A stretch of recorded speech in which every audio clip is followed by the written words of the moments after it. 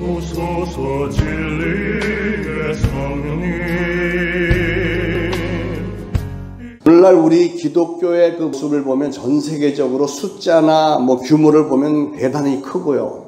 그래서 세계적으로 또 국가적으로 지역적으로 우리가 속해 있는 이 지역사회 나라에서 꽤 많은 영향을 미칠 만도 한데, 그러나 이 실적인 모습을 들여다보면 오늘날 교회가 속해 있는 이 지역사회, 우리 나라가 보면 교회의 영향을 별로 받지 않는 것 같아요. 그래서 영적으로 신앙적으로 얼마나 무기력하고 나태해져 있는지 모르겠습니다. 우리나라 교회의 실상을 보면 사실 40년 50년 전에는 성도들의 숫자가 그렇게 많지는 않았지만 사회에서 교회를 바라보는 시선이 좋았습니다. 긍정적이었고 기독교인들을 존중을 했습니다. 그러나 오늘 한민국 사회 속에 기독교인들의 숫자는 상당히 많아졌는데 별로 영향력이 없는 것 같아요. 사회에서 교회와 교인들을 바라보는 시선이 곱지 않습니다. 특히 이 코로나 정국의 정부와 언론은 교회가 코로나를 퍼뜨린 주범이기라도 한 것처럼 저는 한 걸음 더 나가서 포괄적인 차별금지법을 반대한다는 이 편견을 가진 혐오 집단으로 아주 몰아붙이면서 좋지 않은 여론을 이 전국에 퍼뜨리는 상황이기 때문에 우리 기독교인들의 입지가 상당히 궁색해져 있습니다.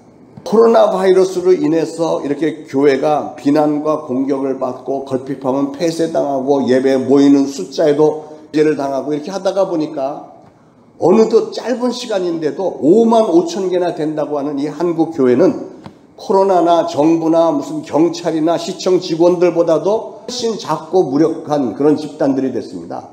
시청에서 직원이 한번 나와서 감시한다고 하면 덜덜 떨면서 어찌할 바를 모르는 이런 모습을 우리가 보이고 있지 않습니까?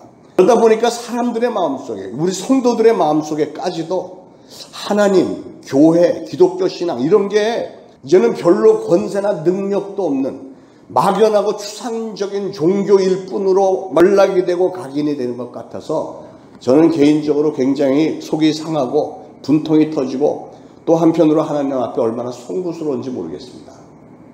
여러분, 오늘날 교회가 이렇게 이 사회에서 교회 구실을 제대로 하지 못하고 손가락질이나 당하고 있고 교회의 영향력이 크지 못한 상황이 원인이 어디에 있다고 생각을 하십니까? 저는 건적인 책임이 우리 교회 성도들 또 목회자들에게 있다고 저는 생각을 합니다. 우리가 누구를 탓할 입장이 아닌 것 같아요. 모두 우리가 자초한 것이라는 생각이 듭니다. 그러냐면 오늘날 우리 교회들의 문제점은 교회가 상당히 타락이 되어 있고 세속화가 되어 있습니다. 하나님의 말씀에 근거해서 교회를 세워나가기보다는 세상 풍조에 그냥 끌려가고 사람들 그냥 모인 사람들 비위나 맞춰주고 이러면서 교회를 세워나가고 있는 모습이 너무 뚜렷하게 보이기 때문에 그렇습니다. 유럽과 미국에서 건너온 그 소위 자유신학이라고 하는 이런 좋지 않은 그 신학의 영향으로 인해서 성경에 대한 정경성이 추락이 됐고요. 성경의 권위가 추락이 됐고 구원과 회개에 대한 설교하는 목사님들 찾아보기가 쉽지 않습니다.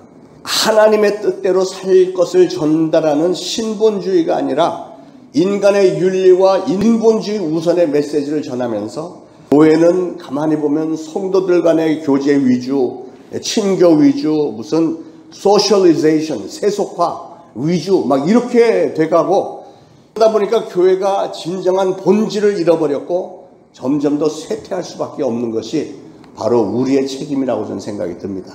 우리가 누구를 탓할 입장이 아닌 것 같아요. 사랑하는 여러분, 오늘 교회는 하나님께서 원래 의도하셨던 교회의 본질을 회복해야 됩니다. 새로운 생명을 얻어야 됩니다. 새로운 힘을 얻어야 됩니다. 그런데 그 하나님의 본질과 새로운 생명과 새로운 힘을 우리가 어디서 얻을 수 있을까요? 그것은 바로 하나님으로부터 오는 것입니다. 하나님. 오늘 저는 교회의 부흥에 대해서 여러분에게 말씀을 전하려고 합니다. 부흥이라고 하는 것, 영어로는 revival이라고 하는데 이 revival, 부흥은 역사 속에서 많이 나타났었는데 그것을 하나하나 돌아보면 부흥은 한 교회나 국가가 영적으로 나태하고 무기력하고 세속적인 타락에 빠져 있을 때 어느 한순간에 어떤 계기로 해서 성령의 힘으로 세계와 중생의 역사가 나타나고 그렇게 새롭게 변화된 교회를 통해서 교회만 변하는 게 아니고 교회의 변화와 더불어 성도들과 지역사회가 변하고 나라가 변하게 되는 것. 이게 진정한 의미의 부흥이 아니겠습니까? 그런데 지금까지 이루어진 그 부흥들의 공통점들을 살펴보면 참 소중한 것들을 배우는데, 그 중에 유난히 눈에 띄는 것은 부흥의 역사 가운데는 반드시 성령님의 임재가 있었고 성령의 기름 부으심이 충만했고, 그렇게 해서 전 지역적으로 초자연적인 성령의 역사들이 나타난 거예요. 부흥은 두 가지 뚜렷한 특징을 동반을 하는데, 뭐냐면 첫째는 내부적으로, 교회 내부적으로 교회 안에서 지체된 성도들, 저와 여러분들이 성령 충만함을 받고 새로운 생동감과 새로운 방향으로 막 일어서는 이런 방향이 있어야 되고, 두 번째로는 외부적으로 교회 밖에 있는 사람들이 교회를 보면서 호기심을 갖고 관심을 갖고 교회들이 괜찮다, 이렇게 해서 교회로 몰려들어오는 그런 일들이 일어나야 되는 거예요. 내부적으로 외부적으로. 근데 중요한 사실은 이런 교회의 부흥은 인간들의 어떤 의지나 노력이나 지혜나 체험 뭐 이런 것만 가지고 되는 것이 아니고 반드시 성령님께서 역사를 하셔야 된다는 사실입니다. 기독교 역사 속에서 모든 부흥에는 항상 성령님이 그 중앙에 계셨습니다. 자, 우리 기독교 역사 가운데 일어났던 대부흥의 사건 몇 가지만 추려서 여러분에게 소개를 드리려고 합니다.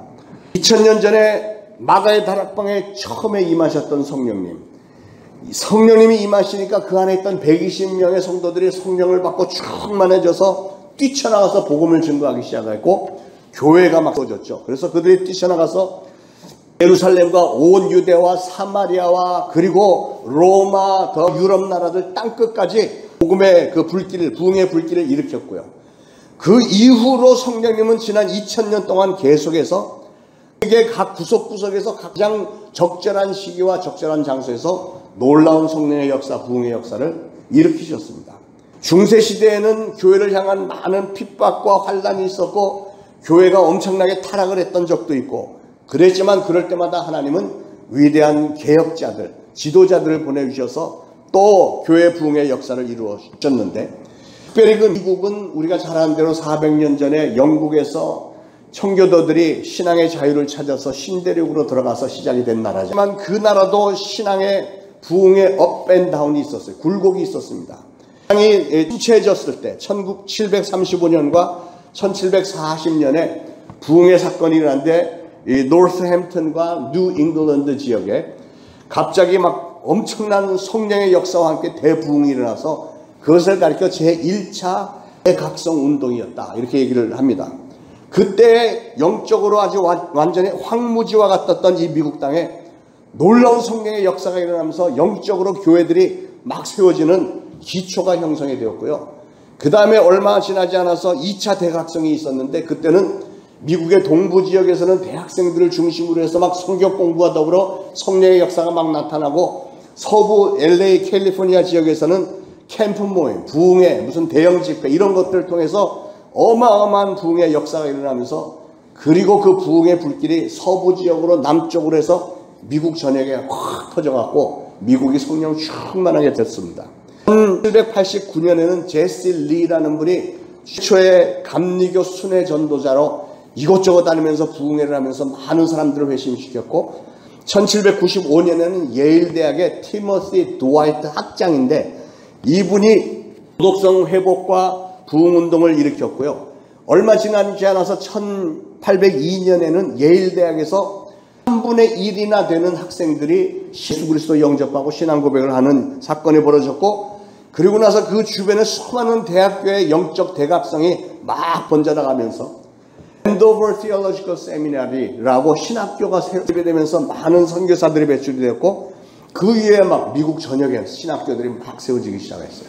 이 부흥의 불길이 미국 전역을 아주 불태웠습니다. 그리고 나서 1859년, 60년은 영국의 웨일즈에서 어마어마한 부흥의 역사가 일어났습니다. 이 부흥에 대해서 D.C. 존스라는 분이 이런 기록을 남겼어요. 성령께서는 교회가 전혀 예기치 못했던 때에 몰아치는 돌풍과도 같이 갑자기 찾아오셨다. 전능하신 분께서 은혜의 문을 여셨고 모든 교회 위에 은혜의 강물을 쏟아부으셨다, 이렇게 기록을 했습니다. 많이 보면 기독교 역사 가운데서 부흥하는 그 장소에는 항상 성령님께서 강력하게 역사하셨는데요. 그런데 성령님은 아무 때나 아무 곳에서나 역사하신 게 아니고 그 믿는 성도들이 어떤 계기를 만들어서 우리 성경 공부하자, 기도해야 하자, 뭐 이렇게 해서 몇 명이 모여서 시작하는 그런 것을 성령님이 아주 감동을 받으시고 좋게 여기셨을 때 막 확 불같이 일으켜갖고 그걸 번지게 만드는 겁니다. 저는 우리 초대신앙교회도 그리고 우리 대한민국 땅에도 그런 놀라운 성령의 역사가 나타나기를 간절히 소원합니다. 우리 한국 교회 부흥의 역사 중에서 가장 특기할 만한 사건 하나는 1907년에 평양 장대현 교회 엄청난 회개와 부흥의 역사였습니다.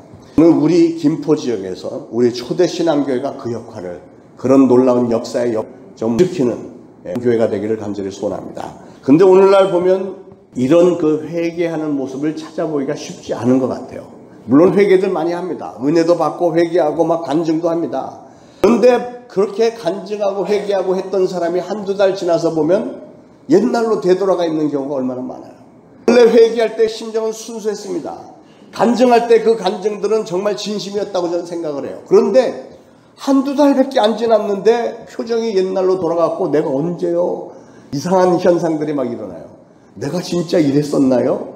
엉뚱한 소리를 하여. 왜 이런 일들이 벌어질까? 그것은 영의 세계에서 이런 일들이 벌어지고 있는 거예요. 마귀는 자기의 때가 이제 거의 끝나가는 걸 알기 때문에 마지막 발악을 합니다. 막 어디서나 은혜 받은 사람 있으면 찾아가고 막 넘어뜨리고 무너뜨리고 어떻게 해서든지 방해하는 악한 마귀의 이 역사가 어마어마한 시대에 지금 우리가 살고 있어요. 얼마나 교회를 핍박을 하고 방해를 하고 하나님을 향한 신앙을 무너뜨리려고 길을 쓰고 있습니까? 그렇기 때문에 신앙생활을 하는 것도 보면 사람이 의지가 좀 강한 사람이 역시 잘하는 것 같아요.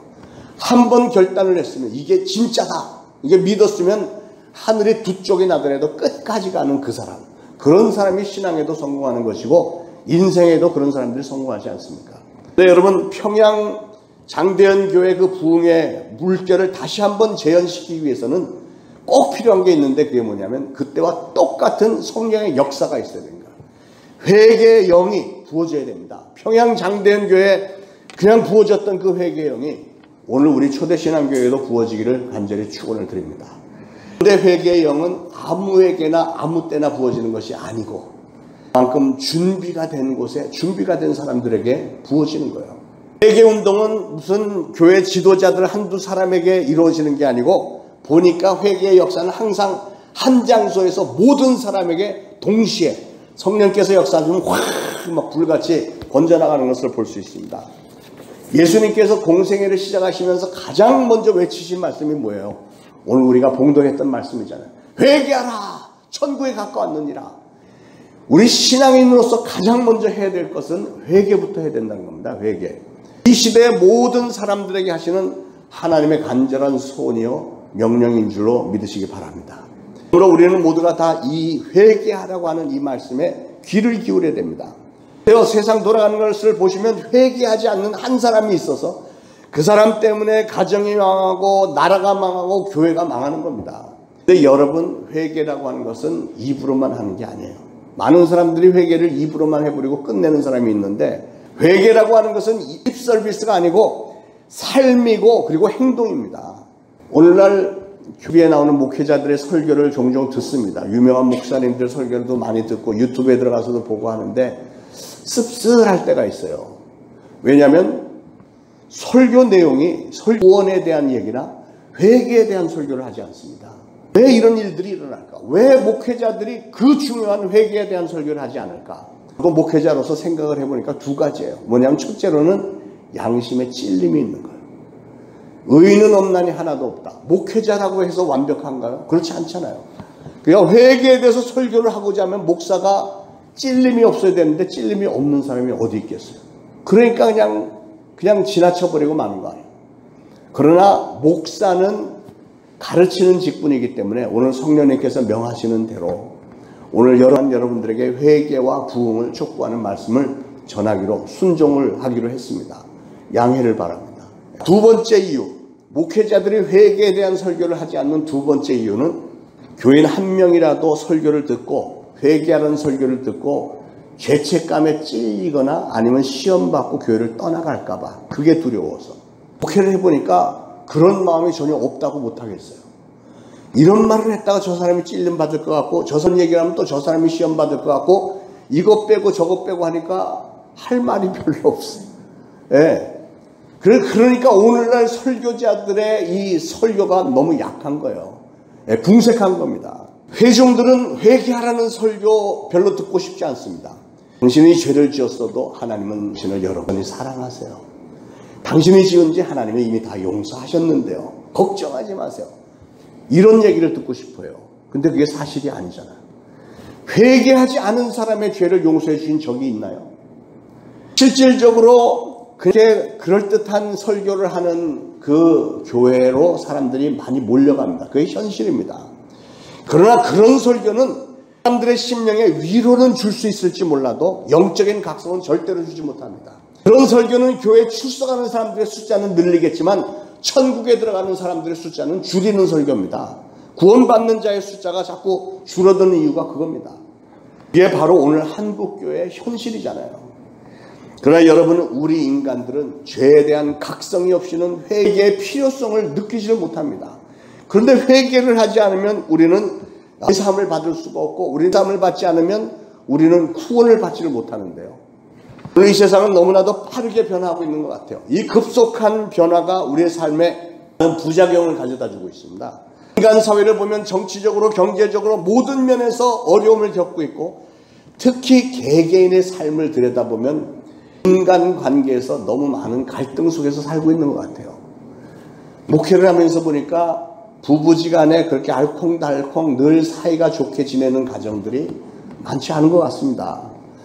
부모 자식 간에도 그렇게 사랑으로 품어주고 이런 것보다는 막 서로 언성 높여가면서 막 박차고 나가고 뭐 이런 분위기의 가정들이 얼마나 많습니까? 너무 마음 아픈 일인데. 그런데 왜 세상이 이렇게 변했을까? 왜 가정과 교회와 나라가 이렇게 점점 악하게 변해가는 것일까요? 그런 의문들이 하나님 앞에 자꾸 올라오는 거예요. 기도하면서. 마귀가 이렇게 길길이 날뛰고 있는데 왜 하나님은 가만히 계십니까? 지금 이 코로나가 이렇게 왜 창궐을 하고 있으며 수많은 사람들이 이렇게 노력과 수고를 하는데도 왜 진정이 되는 기미조차 보이지 않고 있으며, 수많은 성도들이 이렇게 안타깝게 눈물로 기도하면서 교회 문을 열게 해주세요라고 부르짖는데 왜 아직도 진정이 될 기가 보이지 않습니까? 왜 하나님은 가만히 계십니까? 왜냐하면 기도 중에 깨닫는 것은 하나님이 보시기에 우리에게 진정한 회개가 이루어지지 않았기 때문에 그래요. 우리 하나님은 우리가 조금 더 회개를 해야 된대요. 우리가 부흥의 물결을 감당할 수 있을 만큼 그릇이 준비되지 않았기 때문이랍니다. 그러므로 여러분, 우리는 오늘 우리가 당면한 이 코로나 문제와 또 그에 따르는 여러 가지 부작용 문제들을 하나님의 시야에서 좀 봐야 되겠어요. 영적인 차원에서, 긍정적인 시야에서 이 상황을 본다면, 하나님이 우리에게 다시 한번 회개할 기회를 주시는 거구나. 이런 일이 없었더라면 우리가 과연 회개를 할 생각을 하기나 했을까? 안 그래요? 우리는 인간들은 이런 어려움을 당해야만 갑자기 정신이 번쩍 들면서 회개할 생각도 드는 겁니다. 여러분, 지금이 우리가 회개해야 할 때인 줄로 믿습니다. 우리 믿는 성도들부터가 먼저가 우리 자신을 돌아보고 영적 강성이 일어나야 되겠고, 회개할 일이 있으면 회개해야 되겠습니다. 강대현 교회에 부어주셨던 부흥의 물결을 이 초대 신앙교회 안에도 할 수 있도록 회개의 영이 우리에게 부어지기를 간절히 소원합니다. 회개라고 하는 것은 헬라어로 메타노이아라는 단어인데, 메타노이아는 완전한 방향 전환을 말합니다. 과거의 잘못된 습관, 잘못된 삶의 태도, 죄악, 불법 행함 뭐 이런 것들로부터 완전히 돌아서는 것이 회개입니다. 우리는 회개를 통해서 낡은 옷들을 다 던져버려야 됩니다. 지금까지 살던 잘못된 삶의 방식에서 내가 다 던져버리고 돌이켜야 됩니다. 잘못된 습관들을 버려야 됩니다. 나태하고 게으르고 방종하고 사치하고 하나님 앞에 죄를 짓고 사회에서 범죄하던 잘못된 삶의 태도를 다 던져버려야 됩니다. 여러분, 우리가 회개하기 위해서는 가장 먼저 한 게 뭐냐면 내가 무슨 죄를 지었는지를 깨달아야 돼요. 깨달아야 돼요. 의인인 척하는 사람은 회개할 수가 없습니다. 그러므로 우리는 하나님 앞에 먼저 회개의 영을 부어달라고 기도를 해서 내가 그동안 깨닫지 못했던 죄, 기억도 나지 않는 이런 죄들 기억나게 하시고 내가 행하고 있는 것이 죄라는 것을 깨닫게 하는 그런 회개의 영을 부어달라고 기도를 해야 됩니다. 그러면 왜 우리는 죄인인가 하는 것을 좀 생각을 해봐야 되겠어요. 이렇게 아무리 회개하라고 해도 내가 왜 죄인인가를 모른다면 그 회개할 일이 없을 것 아니겠어요. 사람이 공동체에서 살아가는 데는 어떤 기준이 필요하잖아요. 그런데 우리 인간은 이기적인 마음에 사로잡혀 있기 때문에 인간들이 세운 기준에는 항상 부정정이 있고 많은 갈등과 문제가 있습니다. 한편에서는 애국자로 추앙받는 사람이 다른 쪽에서는 저 사람은 사형시켜야 된다고 매국노라고 이렇게 하는 사람들이 얼마나 많습니까? 어떤 사람은 그 누가 보더라도 파렴치한 짓을 한 사람인데 오히려 나와서는 기자회견 같은 거 하면서 자기는 가장 공정한 사람이고 나를 지적하고 공격해야 되는 저 사람들이 다 불공정한 사람이라고 막 주장을 해대는데 놀랍게도 누가 보더라도 파렴치한 짓을 한 그 사람 편을 드는 사람이 상당히 많습니다. 왜 그럴까요? 인간의 이기적인 마음들 때문에 그렇게 되는 거예요. 그러니까 인간의 이 사회에서는 정말 진정한 공정이라는 것을 찾아보기가 힘듭니다. 선악 기준은 지역이나 시대에 따라서 변할 수 있습니다. 한 가지 사건을 놓고 경영자와 고용인 간의 의견 충돌이 있잖아요. 전혀 반대 생각을 하지 않습니까? 일반 사회에서 살인한 것하고 전쟁 중에 사람을 죽인 것하고는 다르게 생각을 하지 않습니까? 똑같은 한 사람의 여인에 대해서 이 딸을 시집을 보낸 그 친정 어머니와 이 딸을 받아들인 시어머니가 평가하는 이 딸은 전혀 다른 사람 아닙니까? 똑같은 사람인데 의견이 달라. 무슨 말이냐면 우리 인간의 양심은 온전하지가 못한 거예요. 이기적이고 편파적일 수밖에 없다는 것입니다. 그래서 성경은 우리 인간들은 삶의 기준을 어디에다 맞추고 살아야 되느냐? 완벽하게 온전하고 공정하고 절대로 변하지 않는 하나님의 양심 기준에 맞춰서 살라는 것이 하나님의 뜻이잖아요. 죄라고 하는 것은 헬라어로 하말티아라는 단어인데 하말티아는 화살을 쐈을 때 화살이 관역을 맞추지 못하고 옆으로 빗나간 것을 하말티아라고 합니다. 우리 인간은 하나님의 형상대로 지음을 받았기 때문에 온전한 삶을 살기 위해서는 하나님과의 관계가 온전해야 되고 하나님의 형상대로 지음을 받은 다른 사람들과의 관계가 온전해야 되고 또 하나님께서 지으신 이 자연과의 관계가 온전해야 되는데 그 중에 한 가지라도 깨어지면 하나님과의 관계, 인간과의 관계, 자연과의 관계가 한 가지라도 깨어지면 그것은 화살이 관역에서 빗나간 것이 되어지고 그런 게 바로 죄라는 거예요. 죄. 그래서 내가 하나님 앞에 나와서 나는 죄인입니다 이렇게 하는 고백은 도덕적으로 윤리적으로 저지른 잘못과 법을 어긴 양심의 가책뿐만이 아니라 하나님과의 관계성, 인간과의 관계성, 자연과의 관계성을 깨뜨렸을 때 하나님 앞에 나와서 해야 되는 고백입니다. 일반적인 양심, 행위의 죄를 저지른 사람만을 죄인이라고 하죠. 그러나 하나님의 양심은 우리 마음속에서 죄를 짓고자 하는 마음이 있는 그것부터가 죄라고 지적을 하시는 겁니다. 우리 인간들은 누구나가 다 이 원죄를 가지고 있습니다. 과를 따먹은 아담으로부터 물려받은 이 원죄가 우리에게는 있는 거예요. 쉽게 말하면 우리의 DNA 안에는 원죄가 들어있습니다. 원죄가 있기 때문에 우리에게는 죄성이 있어서 가만히 놔두면 인간들은 왠지 모르게 죄를 짓고 싶어하는 이런 소욕이 있는 거예요. 그걸 가리켜 성경은 죄의 소욕이라고 얘기를 하는데 그래서 사도 바울, 그 위대한 사도 바울이 이걸 깨달은 거예요. 나는 하나님의 일을, 선한 일을 하고자 하는데 왜 내 속에는 이 죄가 자꾸 올라오지? 로마서 7장 21절에서 그러므로 내가 한 법을 깨달았노니 곧 선을 행하기를 원하는 나에게 악이 함께 있는 것이로다. 나는 선을 행하고자 하는데 이 악이 자꾸 유혹하네. 이게 바울이 깨달아지는 거예요. 이 죄의 소욕의 행동으로 나타나면 그것은 자범죄이지만 그것을 일으킨 장본인은 여전히 이 안에 있는 원죄, 죄성이 그걸 일으키고 있기 때문에 우리는 죄인이라는 거예요. 우리가 이런 행동으로 죄를 범했기 때문에 죄인이 아니고 우리는 태어나면서 죄성을 가지고 태어났기 때문에 우리는 죄인인 겁니다. 일반 양심은 죄의 열매만을 다루죠. 그래서 죄의 열매를 많이 맺은 사람을 가리켜 죄인이다 얘기하고 죄의 열매를 별로 맺지 않은 사람은 저 사람은 선한 사람이야, 법이 없어도 살 사람이야 이렇게 평가를 합니다. 그러나 하나님은 죄의 열매가 많고 적음보다도 그게 다가 아니라 그 나무 자체, 인간 자체가 죄의 소욕을 가지고 있기 때문에 그는 죄인이다. 이렇게 말씀하시는 겁니다. 그러므로 하나님의 양심에 비춰서 보면 이 세상에는 죄인이 아닌 사람은 단 한 사람도 없다는 거예요. 그래서 의인은 없나니 하나도 없다. 그래서 3장 10절이죠. 자, 그러면 우리 인간을 향하신 하나님의 뜻은 무엇일까요? 하나님은 모든 인간들이 하나님의 양심의 기준에서 살기를 원하세요.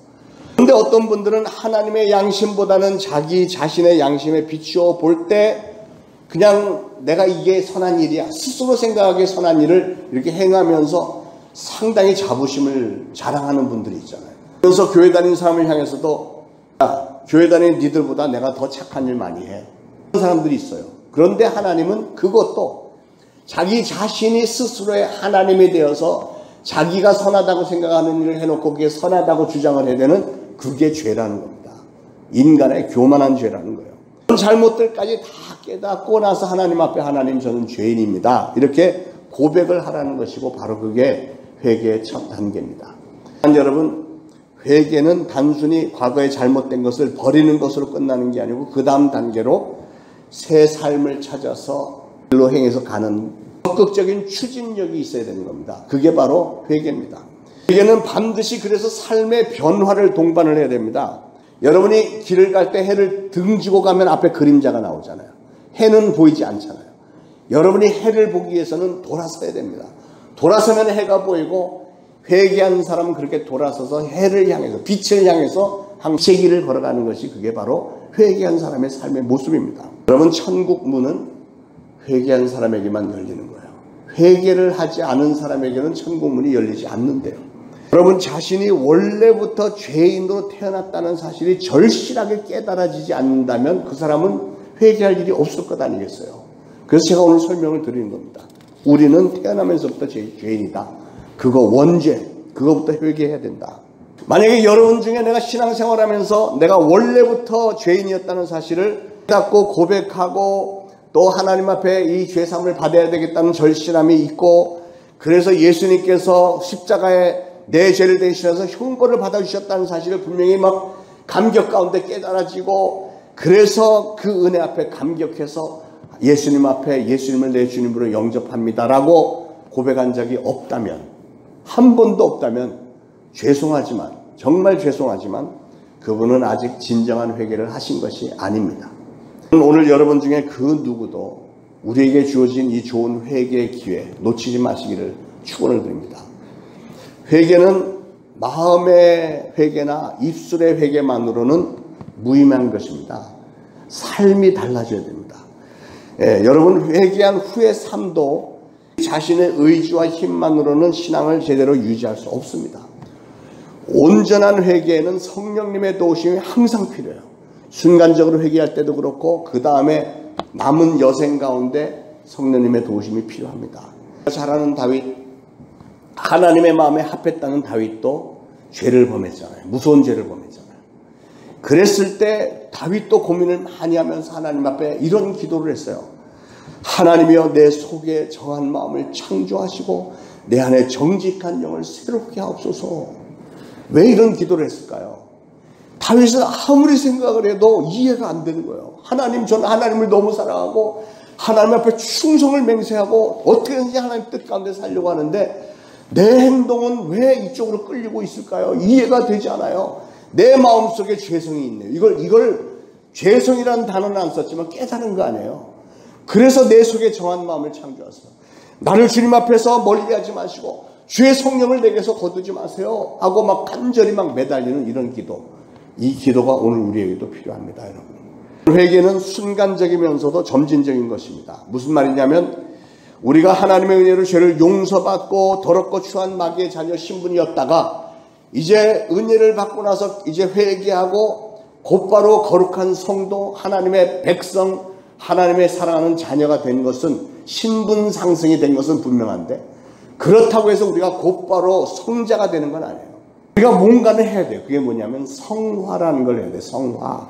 성화의 과정을 반드시 거쳐서 낮아지고 겸손하면서 늘 회개하는 심정으로 성령님과 항상 동행하면서 하나님이 진정으로 기뻐하시는 뜻이 무엇일까? 말씀 가운데 은혜 가운데 점점 성화의 과정을 거쳐야 되는 것이 이게 온전한 신앙의 길입니다.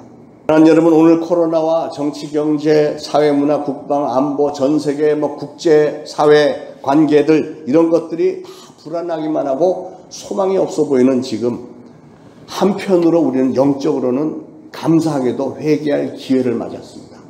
지금 회개하지 않으면 언제 무슨 일이 또 벌어질지 모릅니다. 이런 일들이 벌어지는 가장 큰 이유가 뭘까? 아무리 생각을 하고 아무리 기도를 해도 분명한 것은 하나님께서는 우리 인간들의 죄악상에 대해서 진노하시고, 노아 때도 인간들의 사회에 죄가 간영함으로 우리 하나님께서 진노하심으로 홍수로 심판하셨고, 소돔성은 그 동성애자들이 정말 그 추악한 짓들을 해대는 걸 우리 하나님께서 진노하셨기 때문에 그들을 다 멸망하신 거 아닙니까? 그러므로 우리는 그동안 혹시 잘못 살아온 게 있다면 청산하고 다 회개를 해야 됩니다. 여러분, 우리가 회개를 할 때 우리 개인도 가정도 교회도 나라도 모든 것이 다 회복이 될 줄로 믿습니다.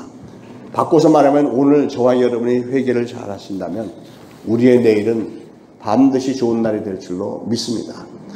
사랑하는 여러분, 우리 기독교 역사 가운데 부흥의 사이클들이 있었어요. 한 수백 년 동안을 보면 한 50년마다 한 번씩 커다란 부흥의 역사가 있었는데, 부흥의 역사가 일어날 때마다 사회는 새롭게 변했습니다.